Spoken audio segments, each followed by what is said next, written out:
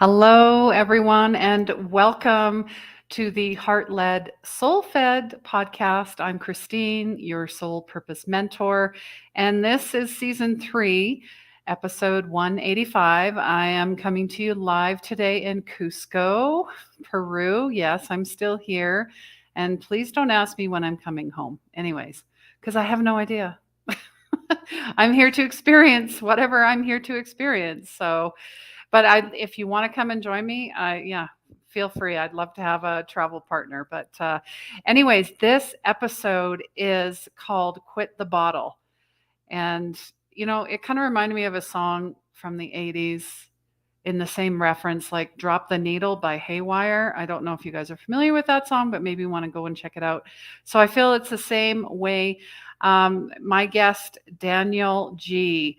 Gosh, amazing, amazing guy. He basically started drinking and smoking at the age of 13. So he is, showing up to help men, specifically men, because a lot of men struggle with alcohol, their emotions, and their partners, their children. And Daniel's found methods to, help gain control over alcohol easily. And you know what? He's walked the walk and talked the talk. So he is very passionate about what he does. He is a mentor, he is an author, and he is a coach for men. And he has a new book, Win the Battle. And I believe there's a gift involved here too. So you might want to stick around for this. Enough about me. I'm welcoming Daniel G to our show. Thank you so much for being here. Hi, Christine. Thanks a lot for having me. It's a pleasure. Wonderful. And I always ask where my guests are in the world. Where are you? I'm based in Switzerland, in the middle of Europe. Beautiful. So we're kind of both in, like, if you think about it, mountain sacred areas, because I see Switzerland as a sacred space. It's very beautiful. It's very beautiful. It's quite a safe space too. In this troubled times, we're privileged to be in a country like that. I have to say, we have Mm, problems like everybody else, but it's more or less peaceful. absolutely. So did you want to maybe tell people a little bit about you and what your mission is, your purpose, why you're here? Because really this is what this podcast is all about. Yeah, sure. It's funny that you mentioned that song "Drop the Needle" because one of my early advices was also to stick a needle into my arm at the age of Oh, 17. I was at the needle park in Zurich, and it was easier to quit that than to quit the bottle, actually, which is wow. which brought me onto my mission because I asked the question, how can it be then in our society, in our world, it is easier to not be a heroin junkie than to not be a drinker anymore. So I did a lot of researches, and it took me, well, 30 years of my life to find methods and to understand why it is so difficult. And then I figured if I have problems, many other people, especially men, have problems too. Now, some people might ask why you don't help me, women. Well, first of all, I'm a man, and second of all, I think men create more problem when they drink than women. Women, they usually drink in silence, and they turn into themselves. And men, they go out, they fight, they fight the police, they hit their families, and they do a lot of problems. That's why I think it's time to help men, really.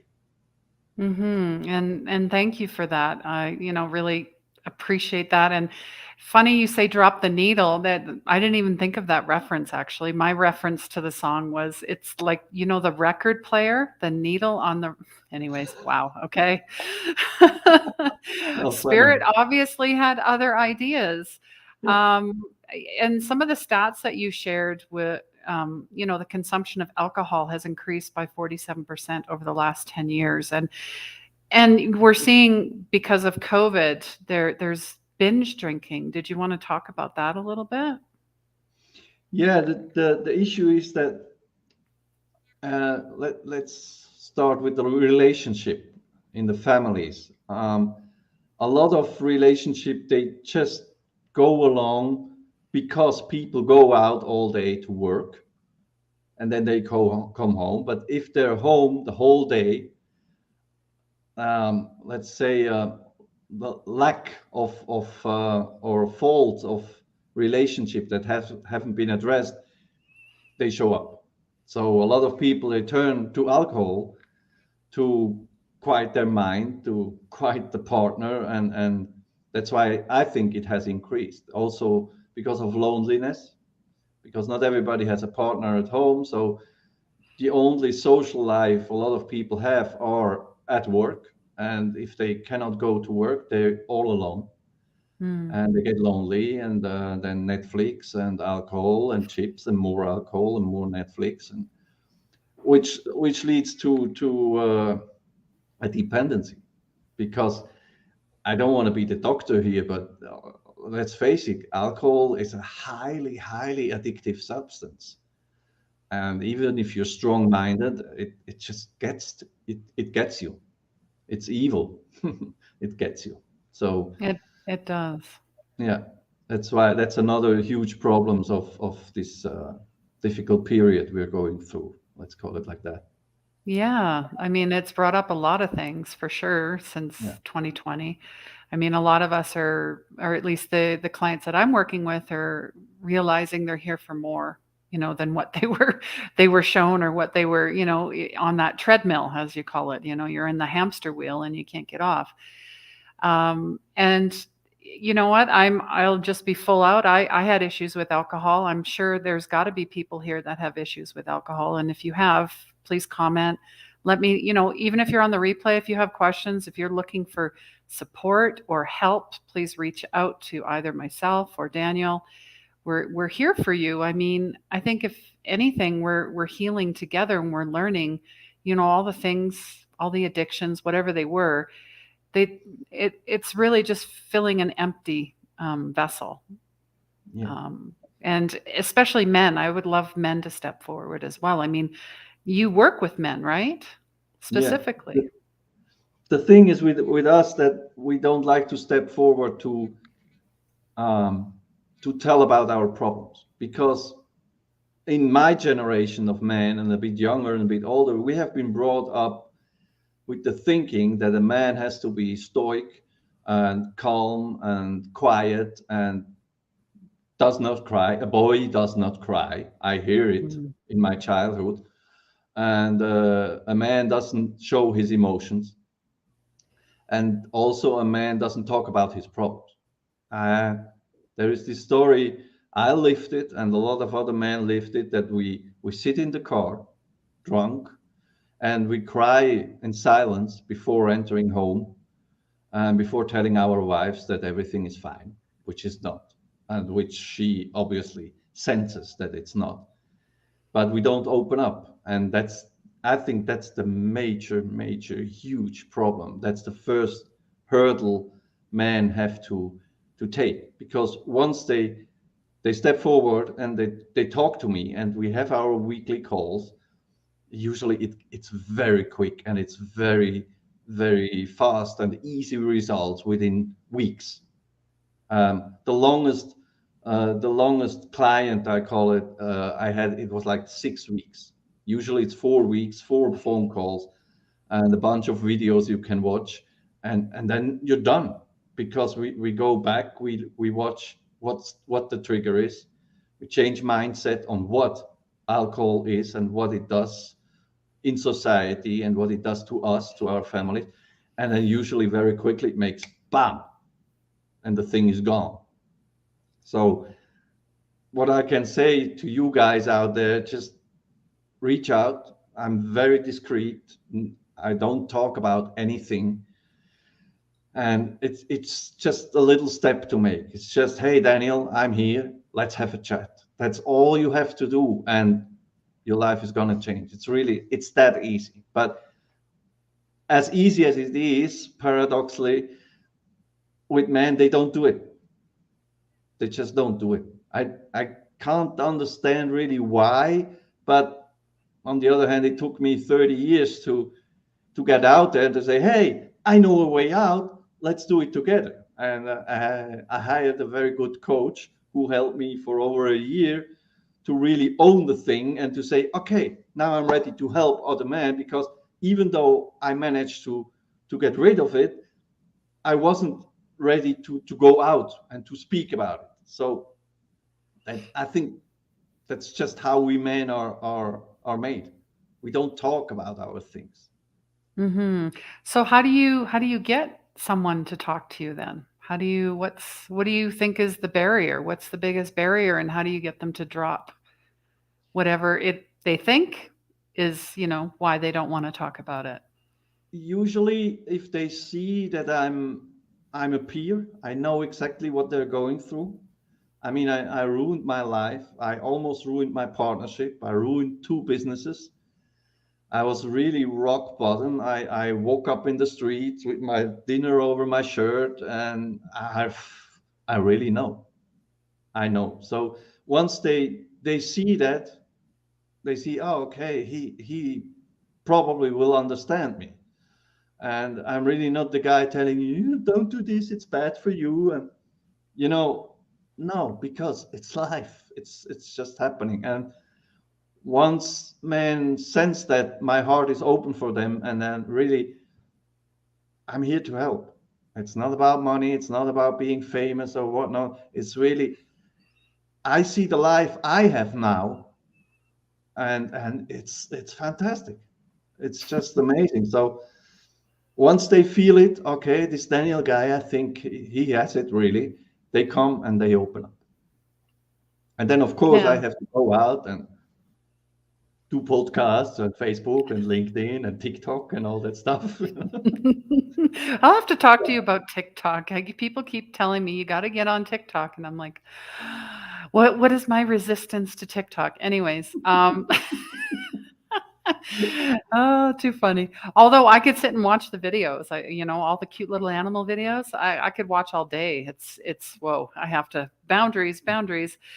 Um, so yeah, and it's interesting you mentioned it's not about the fame and the money, because I think that there's an issue with authenticity. People have to know, like, and trust you. I've been in sales for over 20 years.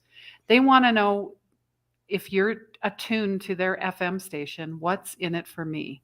That's the station, right? So, and I can tell you're very authentic. And I think in one of your videos, you talked about money on YouTube. Um, and I just found that very interesting. There's a connection with money. Did you want to talk about that a little bit? Yeah, the thing is, you're in sales, I'm in sales too. So the one of the biggest objections in sales we get, it's too expensive. I don't have the money now. Can you reduce the price, etc., etc. So obviously I get that objection too. And sometimes it gets on my nerves, and that's when I do these bleep videos. um, because if you see that how much money people spend on alcohol. I used to drink only beer, but liters and liters of beer. And I did the numbers, I did the math, and I used to spend only for beer $1,200 to $1,600 a month. Wow. And then cigarettes, another 1,000. Okay. So I mean that's $2,600 at least. Not calculating the fines, not calculating the car in the ditch, not calculating ruined businesses, relationships, etc., etc., etc. So people telling me that $1,200 for a 30-day program, and after you're done with it, that's too expensive. So, okay, how much you want to give them? And then usually you see, you're in sales too. I don't want to go into that. And that's why also I did this action. It will start like tomorrow or after tomorrow. You get the whole thing for $19, period. Any more excuses? No. Because if you don't have $19 to save your life, to change your life for the better, I'm sorry, go away.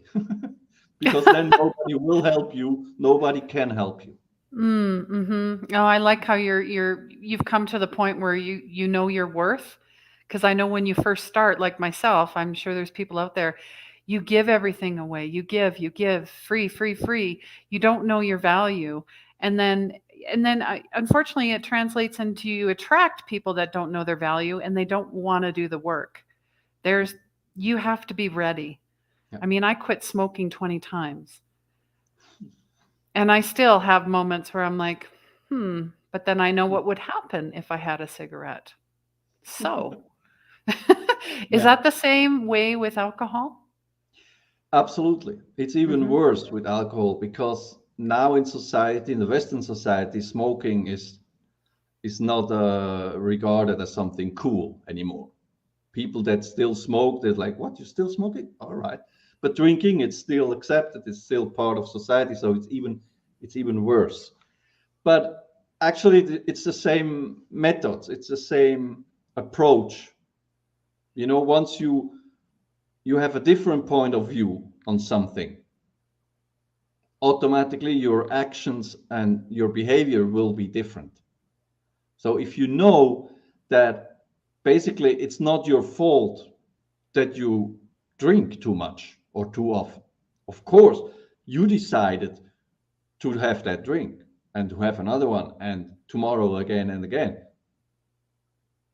No doubt about that. But what happens is that, as I said before, alcohol is highly addictive and society doesn't really help.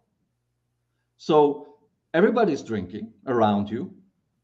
It's the most normal thing in the world. So you're drinking too. It starts as a teenager. You don't want to be the pussy of the group, so you have a beer too, etc., etc. I have this one customer, an IT businessman.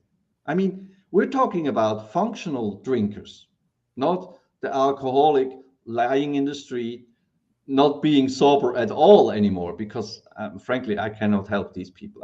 I would like to, but it's very difficult. So this IT guy, he owns a business, and he used to drink like a half of bottle of gin every day, which is a lot, I think.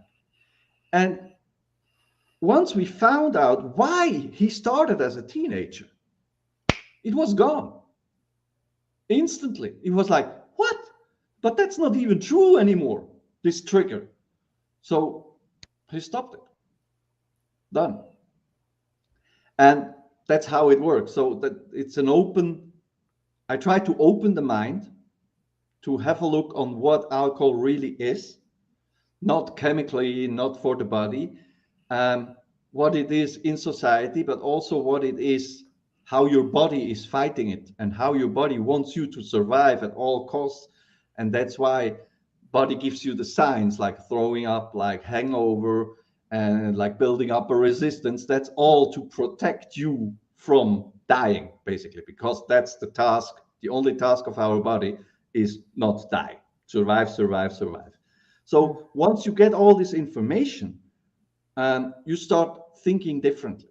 And it happened to me, and it happens to all my customers. They go out and they observe people drinking, and they're like, what the hell are they doing? Even though they drink themselves, because I don't ask any of my customer to stop. It's not working. If someone tells you, a grown-up man, stop it. No, it's not working like that, because nobody tells a grown-up man what to do. But if you start seeing it by yourself, what's happening actually, then your brain is starting to work differently. That is this very good example of the saying that drinking alcohol is sociable. You're being social once you drink alcohol, and you're not social if you don't drink. So I often tell my clients, and it's in the videos also, that they should go to their bar or pub where they usually go and observe how many people are sitting there all alone staring at their drink. It's not social at all. And people who are, because I get that as an objection too, people who are having a good time while drinking, but guess what? Before they met for having a drink, they had a good time already. So it's not the alcohol making you having a good time, it's the good time. So you see, it's all about cleaning up. I like to call it a positive brainwash. I clean up all the the cliches, all the things that have been brought up over generations and generations and generations. Like the father comes home and you as the son, you ask him, why you have a drink? Oh, it helps me cope with stress. Boom. And as you love your father and you respect him, that's the truth. Not to blame the father, but because he has been brought up like that too. So you see all these erroneous things going on, and then you think, okay, if I have stress, I need a drink, which is obviously not true because it just covers the stress. Yeah, very, very true. I recognize a lot of things that you're saying. Or I think there's that social part, right? Because before we got on the podcast, I read something about, you quit smoking, hooray! Everybody's like, oh, celebrate. Oh, I quit drinking, and people are like, why? Why don't you want to drink? What's wrong with that? Yeah. Why not? Oh, just have a little. Oh, just this one time. What do you think about that? I think it's a very complex topic. Um, there is this whole wine culture going on, for example, for centuries, and even if some people like it and it tastes good, it's still alcohol. It's still a poison. But so there's this part, the culture, also the beer culture, very big in Germany, in Europe. They have many, many beers, and it's ancient and all that stuff. But I think it does not good anymore. The time has come to change that. The time has come to see the truth about alcohol. It hasn't done any good, never in society, never ever. True. And True. I think it's so old that it's still in our heads.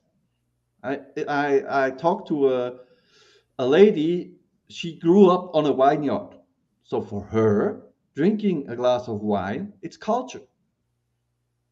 It's tasty, it's good, it's this, it's that, it's it. So I let her talk, and then I asked her, do you drink more than 10 years before? Guess what the answer was? Yes. Mm. So I don't eat more bread than 10 years before, even though I love bread. You see what I mean? But it's going to take some time to break up these old ways of thinking. And that's why, I mean, before at World War II, they gave cigarettes to the GI, telling them it makes you brave and courageous and it keeps you healthy. Now we know better. I mean, there's still people smoking, but it's not accepted anymore. And the same thing should be going on with alcohol.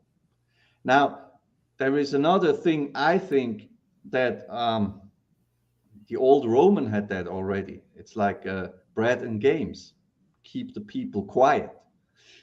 I don't know if I can say that in public. I say it because I think it's the truth. Because if you drink alcohol, you get narrow-minded. Your heart closes. You're a spiritual person. Me too. The whole energy is gone. People often think if they're drunk, they're getting spiritual. Well, no, it's completely wrong. It closes you down, it narrows your energy field, it really does nothing good to you. So, but I think also some people, it's good that we all drink alcohol, so we're nice and quiet. We go in the treadmill, we do our job, and we don't ask too much questions. But it's time to change. Hmm. Agreed. So, It yeah. is time. I mean, we're doing a lot of the work, and there was a joke my friends and I used to say, alcohol, the problem and the solution. And I'm like, but that now that you think about it, it's like, oh my goodness. I just um and or It's the weird. joking with your friends, it is weird.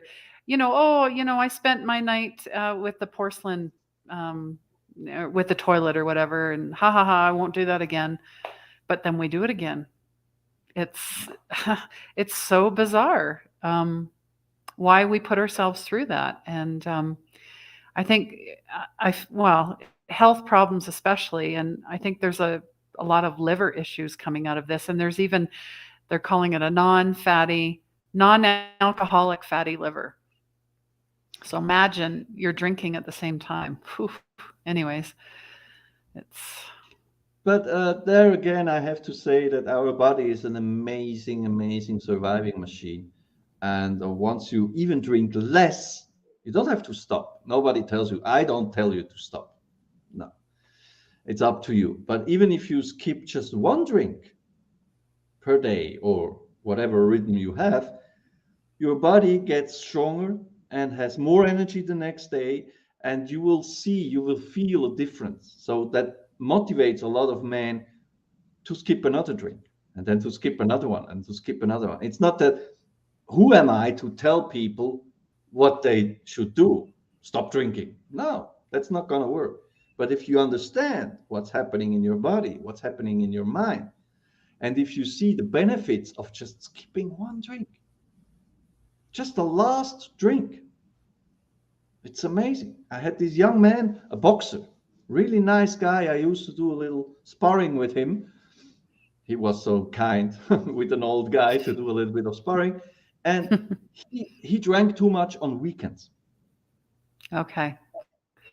And on Monday we had training, and he was like, "Oh, I drank too much again." And I was like, "Dude, but what are you doing? You're young, you're healthy, you're handsome. All the women look at you. What is your issue? Why you drink?" I don't know. I don't know. I don't know. So I came up with the idea of, okay, how about you just skip the last drink of the evening? And he was like, how that should help? Just do it. Okay, he did it. Then the week after, he came and said, it's amazing. I didn't have a hangover. Because usually that last drink is the one that kills you, you know? So you skip that one and you feel better the next day. So guess what?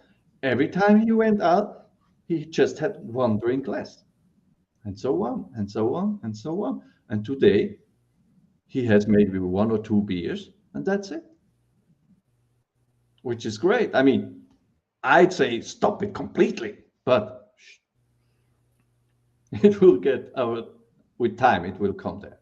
So it's not the goal to really quit the bottle. I just named the site like that because it's good to listen, marketing technique. But even if you drink less, it's so much better. Your body will be so grateful. Your life will be better. Your memory will be better.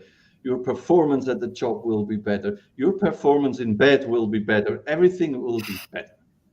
So just keep one drink, do it for a week or for a month, and reach out and tell me about it. For example, that could be Yeah, a start. just experiment. Yeah. Have a beginner's mind, have a child's mind. Just see what would happen.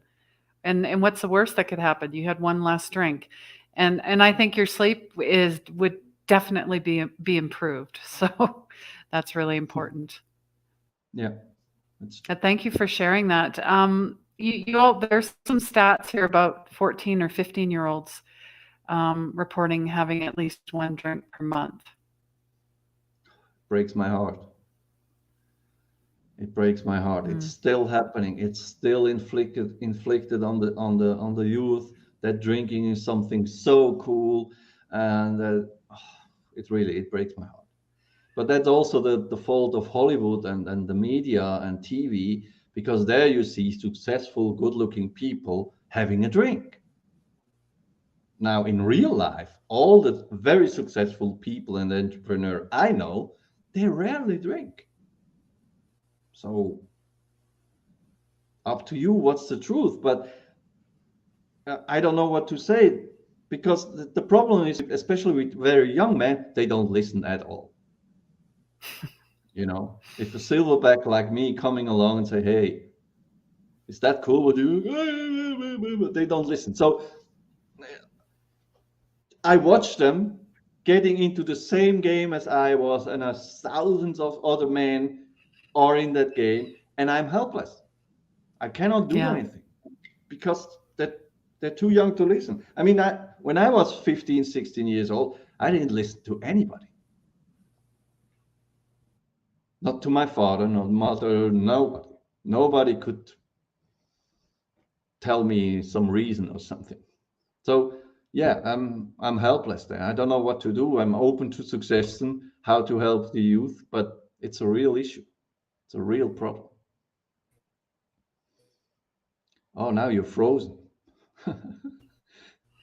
Yeah, so Aha. now you're back. Cool. I'm I wanted back. to take See, over the show. yeah. You were going to take over. All right.